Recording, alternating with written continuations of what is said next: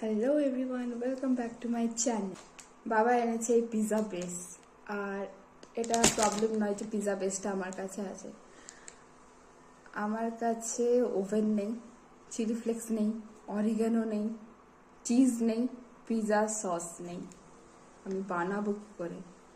তো let's make paneer pizza without oven, chilli flakes, oregano and everything. তো চলো আগে চিলি ফ্লেক্সটা বানিয়ে নিই।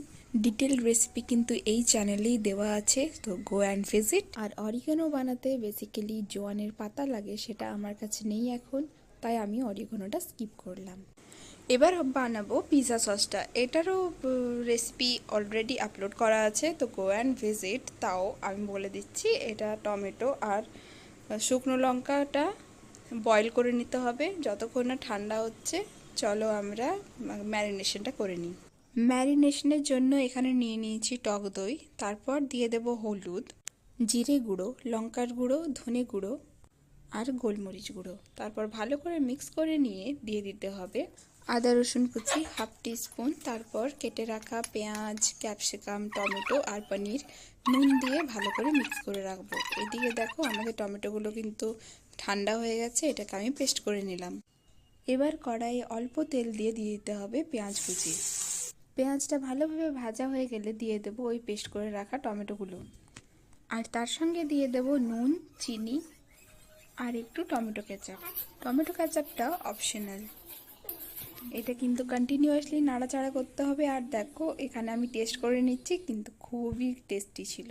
সসটা কড়াইয়ের থেকে নামিয়ে নিচ্ছি। এবার কড়াইয়ে দিয়ে দেবো অল্পখানি বাটার, আর ম্যারিনেট করা যেগুলো রাখা ছিল পনিরটা দিয়ে দেবো। ভালো করে নাড়াচাড়া করেই দেখো কিন্তু এটা ভাজা ভাজা হয়ে গেছে, তখনই এটা নামিয়ে নেব। এবার পিৎজা বেসটা তৈরি করে নিই চলো। পিৎজা বেসের দুদিকেই কিন্তু ভালোভাবে বাটার লাগিয়ে নিতে হবে। তারপর দেখো এরকমভাবে একটু কেটে কেটে দিলাম যাতে সসটা ভালো করে ঢোকে। আমার যেহেতু ওভেন নেই, তার জন্য আমি এটা কড়াই ব্যবহার করব, তাই কড়াইয়ে আমি নুন দিয়ে প্রি হিটের জন্য রেখে দিলাম। এবার যে পিৎজা সসটা বানিয়েছি সেটাতে এক টুকরো বাটার দিয়ে এইভাবে পিৎজা বেসের ওপরে মাখিয়ে নিতে হবে। তারপর ওই ভেজে রাখা যেই পনিরেরগুলো দিয়েছিলাম, পনির, ক্যাপসিকাম, টমেটো, পেঁয়াজ, সেগুলো ওপরে ভালোভাবে সাজিয়ে দেব। তারপর একটা ছোট্ট থালার পেছনে আমি বাটার ব্রাশ করে নিয়েছি, বাটার মাখিয়ে নিয়েছি, তোমরা চাইলে তেলও মাখাতে পারো।